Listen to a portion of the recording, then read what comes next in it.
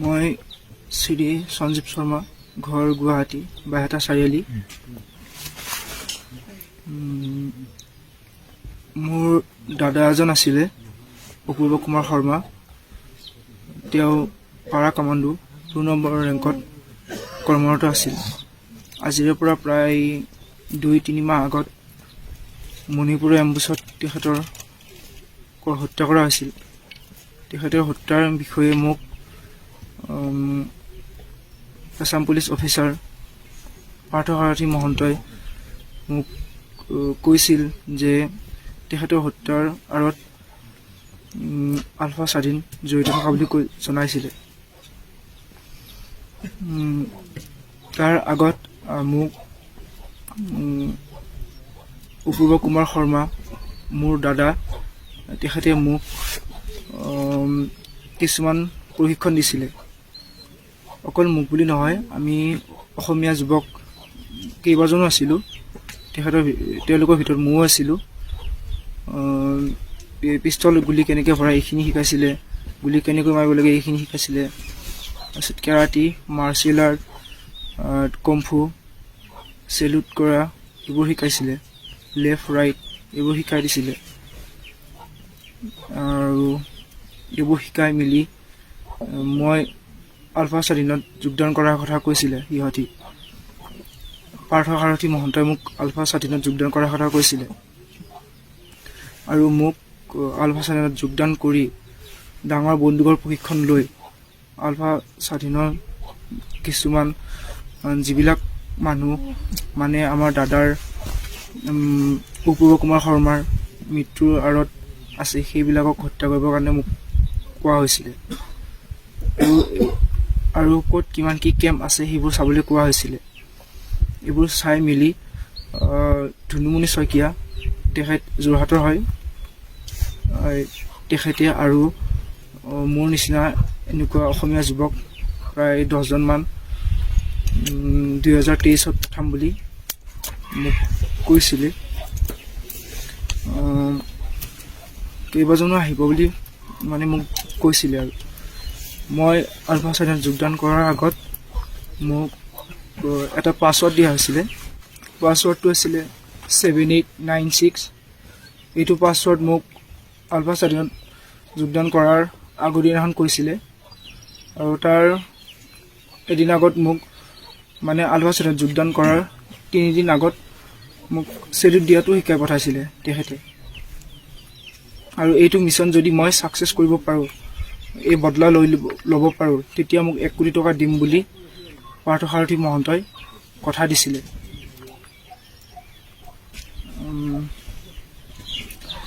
আৰু 2023ত সিহঁতে কিবা কিবি বম ব্লাষ্ট এই ধৰণৰ কিবা কিবি কেম্প উৰুৱাৰ চিন্তা বা পৰিকল্পনা কৰা হৈছে। আৰু ইয়াত আহি মোক সিহঁতৰ লগত লগ হ'ব কৈছিলে। আৰু মোক এইবোৰ চোৱা চিতা কৰিব কোৱা হৈছিলে। ক'ত কিমানটা শিবিৰ আছে, ক'ত কি আছে সেইবোৰ চাব মোক কৈছিলে।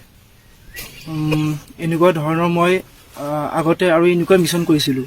অকল মই নহয়, অসমীয়া যুৱক ভালেকেইজনো আছে। সিহঁতে মিলি আমি কিবা কিবি মিছন কমপ্লিট কৰিছিলোঁ।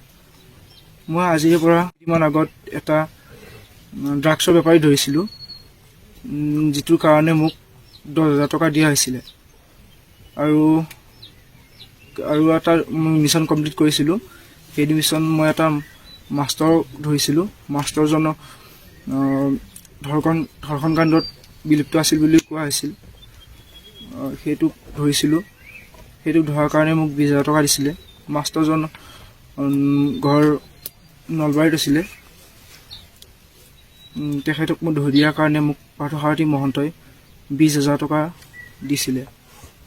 আৰু এনেকুৱাকৈ যিবিলাক মিছন সিহঁতে কৰিব নোৱাৰে সেইবোৰ মিছন আমি কমপ্লিট কৰিছিলোঁ।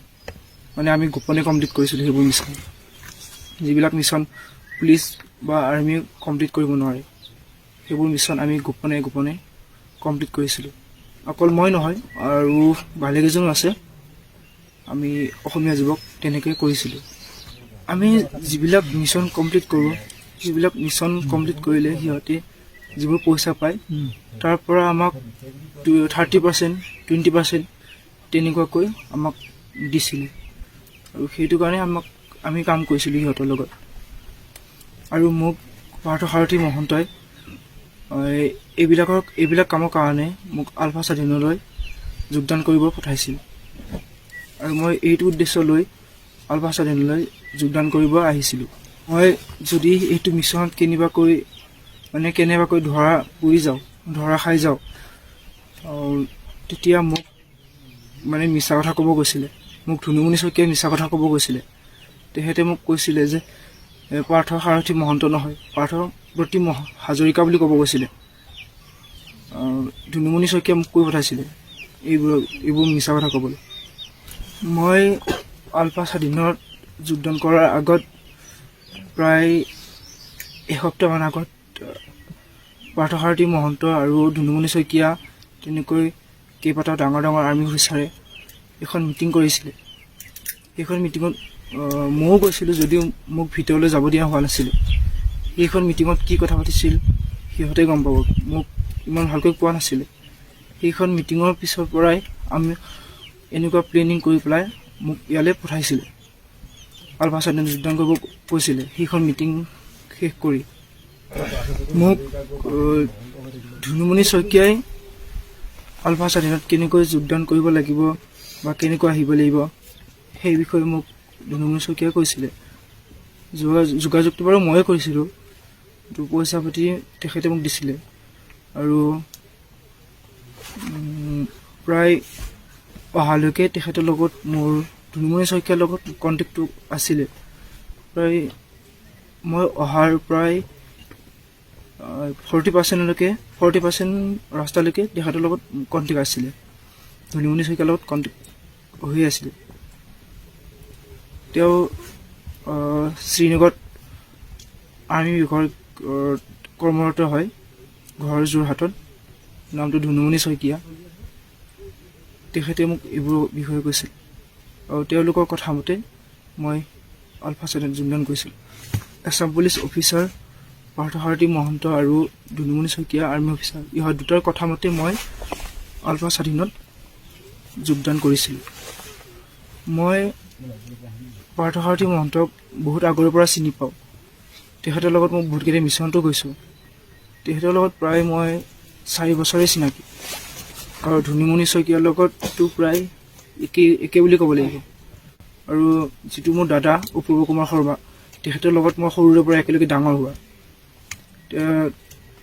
তেখেত মোৰ নিজৰ দাদা নহয় যদিও মোৰ নিজৰ দাদা নিচিনাই আছিল।